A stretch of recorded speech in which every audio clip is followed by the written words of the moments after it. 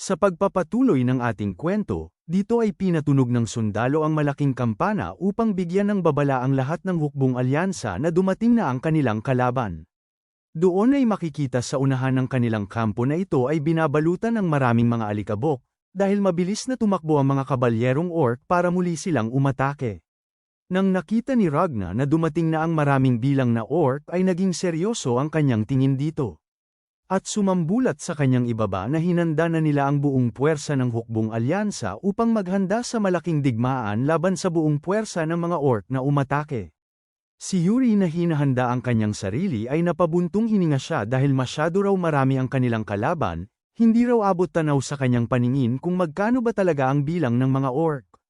Lumapit naman itong si Laurent kay Yuri na kanyang pinaalam na sinasabi raw ng iba na ganito din ang sitwasyon sa kabilang panig. Lubos daw na napapalibutan ang kanilang kampo ng mga orc. Pero nakangiti na tinawag ni Yuri ang pansin ni Jared na nagtanong na kung siya raw ba ay natatakot, dahil napansin niya ay bigla na lang siyang tumahimik. Sa tanong ni Yuri ay nainis si Jared na kanyang sinabihan si Yuri na syempre hindi siya natatakot, pero sa kanyang kalooban ay masyado nang natatakot si Jared dahil ngayon pa lang niya naranasan na sila ay napapalibutan na ng hindi mabilang na mga orc.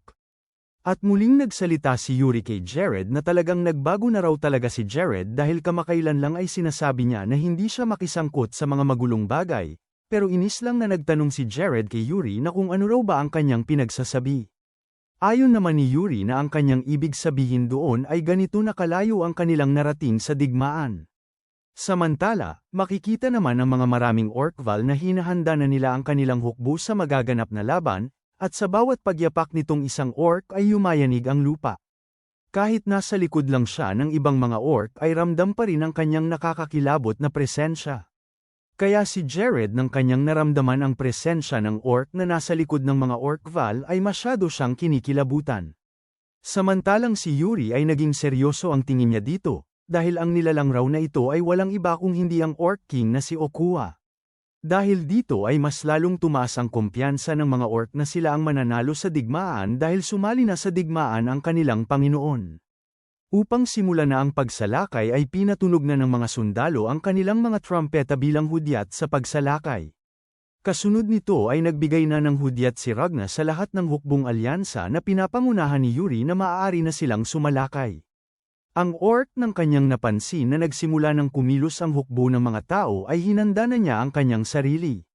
At sa pangunguna ni Yuri ay walang takot niyang pinangunahan ang kanyang hukbo na umatake sa mga orc upang wasakin ang formation ng kanilang kalaban.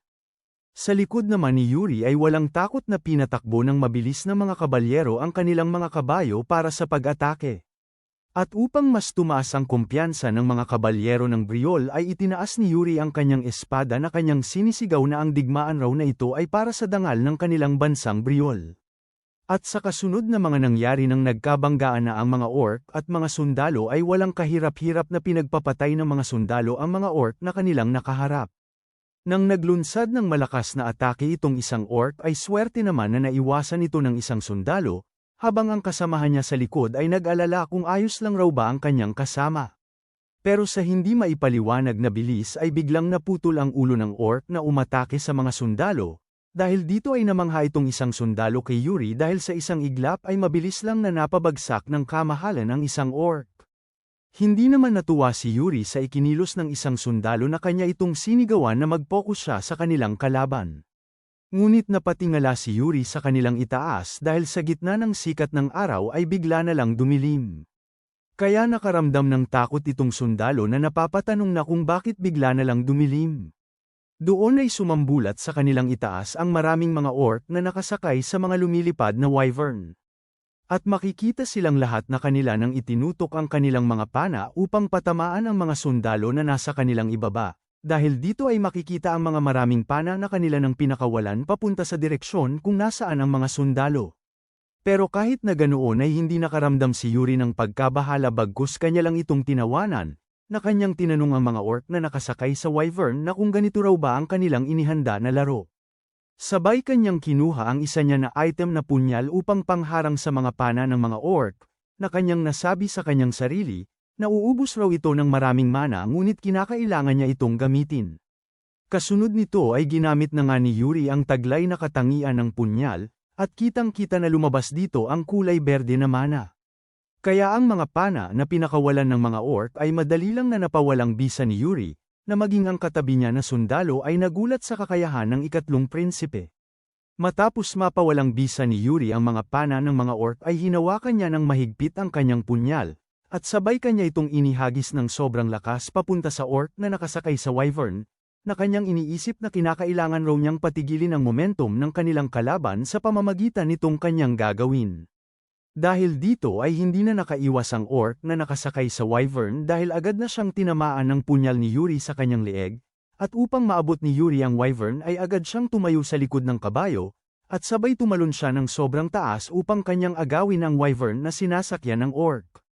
At pagkatapos ay matagumpay na nahawakan ni Yuri ang lubid, at kasunod nito ay agad niyang tinuhad ang orc na nakasakay dito dahilan para ito ay mawalan ng balanse. Dahil dito ay si Yuri na ang mayroong kontrol sa wyvern na minamaneho ng isang orc. At habang nabigla itong ibang mga orc na nakasakay sa wyvern ay sinabihan sila ni Yuri na kung sa tingin raw ba nila ay malaya lang silang lumipad sa himpapawid, kahit isa man lang raw sa kanila ay hindi niya palalagpasin. Makikita sa mga mata ni Yuri na seryoso ang kanyang tingin sa mga orc na nakasakay sa wyvern. Habang itong wyvern na sinasakyan ni Yuri ay kanyang itinutok dito ang kanyang punyal upang ito ay sumunod sa kanyang mga utos. Natatawa pang binalaan ni Yuri ang mga orc na sa kanya raw gagawin ngayon ay tinitiyak niya na ibabalik niya sila sa ibaba ng lupa. Sa ibaba naman ng lupa ay abala ang mga sundalo na kanilang nilabanan ang mga orc na umatake, habang sa kanila naman itaas ay nakatingin pa rin ang ibang mga orc na nakasakay sa wyvern. Sa gitna ng mga kaganapan ay mayroong lumapit na knight kay Ragna na kanyang ibinalita na nakahanda na raw ang lahat nilang mga archer. Si Ragna na biglang-bigla sa kanyang mga nasaksihan ay hindi siya makapagsalita kaya muling tinawag ang kanyang pansin ng knight na kung ayos lang raw ba siya. Kaya wala na lang ibang nagawa si Ragna kung hindi pinipilit niya ang kanyang sarili na ngumiti, na kanyang sinabi sa knight na sa totoo lang raw ay wala pa siyang tao na nakita na mas baliw pa kumpara sa ikatlong prinsipe ng Briol. Si Yuri na nasa itaas ay ngumiti siya na hinahanda na niya ang kanyang sarili upang patahimikin na ang mga orc na nakasakay sa wyvern, ngunit napatigil siya dahil mayroon siyang napansin sa mga orc. Doon ay nakita niya na ang mga orc na nakasakay sa wyvern ay sabay-sabay nilang itinutok ang kanilang pana kay Yuri, at wala na silang sinayang na oras dahil agad nilang pinakawalan ang kanilang mga pana. Upang hindi matamaan si Yuri ay isa-isa niyang hinarang gamit ang kanyang espada ang mga pana ng mga orc. Makikita siya na wala lang kahirap-hirap na kanyang naharang ang mga pana na lumipad para siya ay puntiryahin, habang itong wyvern na sinasakyan ni Yuri ay nanginginig na sa takot dahil muntik na siyang tinamaan ng pana. Nang napansin ni Yuri na wala sa tamang katinoan ang wyvern na kanyang sinasakyan ay kanya itong sinabihan na masyado raw siyang tanga. Isipin raw ito ng wyvern ang lahat niyang mga sasabihin, alam niya na ayaw niyang mamatay ng walang kabuluhan ng dahil lang sa mga orc, yun raw ba ay tama? At ang mas lalong tumatak sa isipan ng wyvern nang iminungkahi sa kanya ni Yuri na kapag tumulong lang raw siya sa kanya ng kakaunti ay matutulungan pa niya ang kanyang mga kaibigan. Sa mga binanggit ni Yuri ay nabuhayan ng loob ang wyvern na handa ng tumulong. Si Yuri nang kanyang napansin ang pagbabago ng wyvern ay natawa siya dahil base raw sa kanyang matinding reaksyon ngayon ay isa siyang wyvern na maaaring kausapin ng maayos. Nang nagkaintindihan na si Yuri at ang wyvern ay umatake na silang dalawa sa kanilang mga kalaban, habang mabilis na lumipad ang wyvern ay sinabi sa kanya ni Yuri na malalagpasan raw nila itong kanilang tungkulin. Doon ay makikita na ang bawat orc na kanilang madadaanan ay agad na inatake ni Yuri ng kanyang espada dahilan para mahulog ang orc papunta sa ibaba. Nang paglingon ni Yuri sa kanyang likod ay nakita niya ang isang orc na papasugod na sa kanya. Hindi lang doon dahil nakita niya na mayroon pang isang orc na mabilis na lumipad. Dahil dito ay agad na inutusan ni Yuri ang sinasakyan niya na wyvern na lumipad siya papunta sa itaas upang maiwasan ang dalawang orc na sabay na umatake, dahilan para magulat ang dalawang orc dahil malapit na silang magkabanggaan ng kanyang kasama. Ginamit naman ito na pagkakataon ni Yuri upang tumalon papunta sa isang orc na nawalan ng kontrol sa kanilang paglipad para umatake. Nang nakita ng dalawang orc na tumalon papunta sa kanila si Yuri ay masyado silang nagulat dahil wala silang paraan upang kanila itong iwasan. Sabay ginamit ni Yuri ang kanyang pamamaraan sa mana method na kanyang sinabihan ang mga orc na kanya raw silang tatapusin sa isa lang na atake. Doon ay makikita si Yuri na binabalutan ang buo niyang katawan ng kanyang mana na itinaas niya ang kanyang espada upang tapusin ang buhay ng orc sa kanyang ibaba. At sa isang hampas lang ng kanyang espada ay madali lang na nawala ng buhay ang orc na tumilapon papunta sa malayo. Matapos patayin ni Yuri ang isang orc ay kanyang tinawag ang pansin ng wyvern na tapos na raw niyang tapusin ang isang orc. At kasunod nito ay agad na lumipad ang wyvern upang kanyang seluhin si Yuri para hindi ito mahulog sa lupa.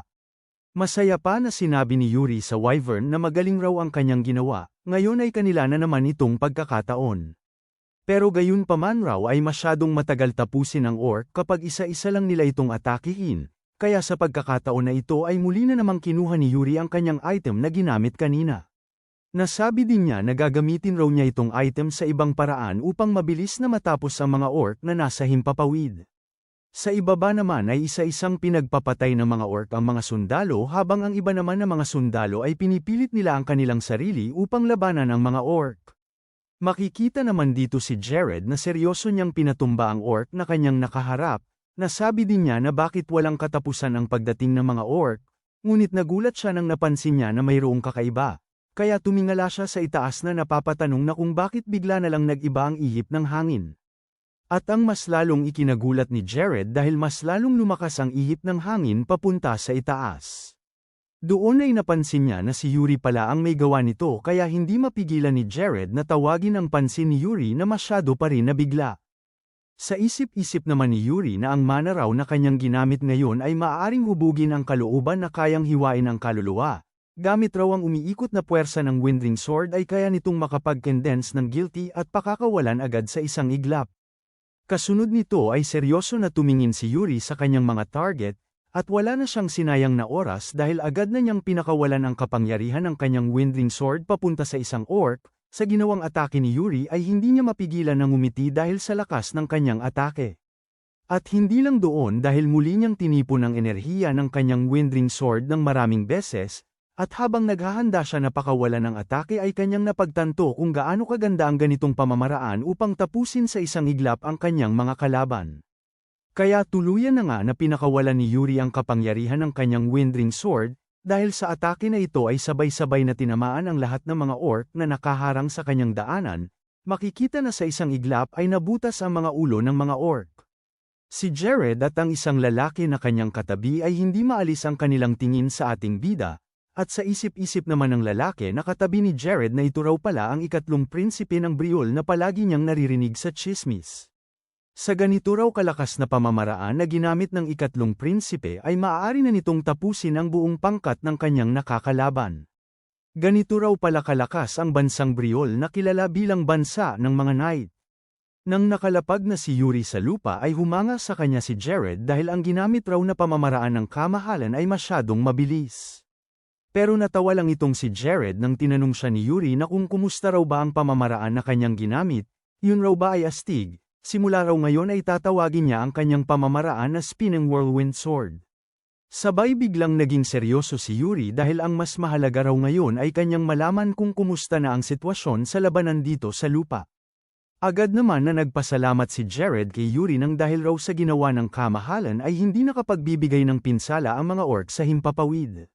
Sa ngayon ay matindi ang sagupaan sa pangunahin nilang puwersa, kapag mayroong isang panig ang manghihina ay tiyak na mababasag ang kanilang formation, sumagot si Yuri na kinakailangan raw niyang lumipat sa iba't ibang panig upang kanya silang suportahan sa laban. Matapos banggitin ni Yuri ang salitang yun ay nagulat ang lalaki dahil tinawag ang kanyang pansin ni Yuri. Kaya agad na ipinakilala ng lalaki ang kanyang sarili kay Yuri, siya raw ay si Gante Martin, isang baron ng Thebain at kabalyero din siya ng Wakim, ikinagagalak raw niyang makilala ang ikatlong prinsipe ng Briol. Sa pagpapakilala ng baron kay Yuri ay agad na hinawakan ng ating bida ang kanyang balikat na nagbigay ng paggalang dahil ang kanya raw pinanggalingan na bansa ay ang kanilang matibay na kaalyado, kung kailangan raw niya ng tulong ay sabihin lang niya sa kanya. Agad naman ang pasalamat ang baron sa sinabi sa kanya ng ating bida. Kaya nagsaad na si Yuri sa kanila na ngayon ay itulak na raw nila ang mga orc na sumalakay papunta sa malayo. Tinawag din ni Yuri ang pansin ni Jared na nagtanong na kung hindi na raw ba siya nababagot, handa na raw ba siya sa lahat na mga posibleng mangyari, Sumagot sa kanya si Jared na syempre hindi naman siya nababagot at palagi naman siyang nakahanda sa lahat. Pinaalam din ni Yuri kay Jared na hanggang marami silang napapatay na mga orc sa pamamagitan ng kanilang espada ay mas marami ding mga buhay ng mga tao ang kanilang maliligtas, kaya hawakan ni Jared ang linya doon sa unahan, na seryoso naman na pinasangayunan ni Jared ang inutos sa kanya ni Yuri.